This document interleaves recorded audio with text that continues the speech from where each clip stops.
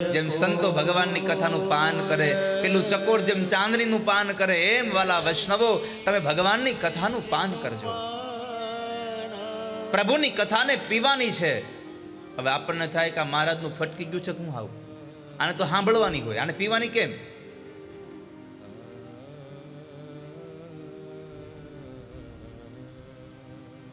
આ કાનરૂપી વાડકીમાં શ્રવણ રૂપી રસ રેડી અને આપણે આ કથાને પીવાની છે.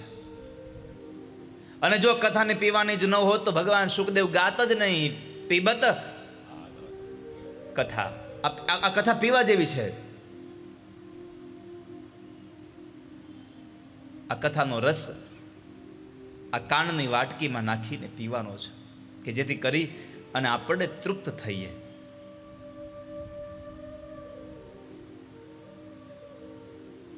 બીજું, ઔષધિ હોય તો કડવી હોય, તુરી હોય. આપણે જેટલી ફાક્યું લઈએ એ કાં તો તુરી હોય ને કાં તો કડવી હોય. પણ આ એક જ ઔષધિ એવી છે, નથી કડવી નથી તુરી, આ તો મીઠી છે. જેમ પીવો એમ મજા આવે, જેમ પીવો એમ મજા આવે.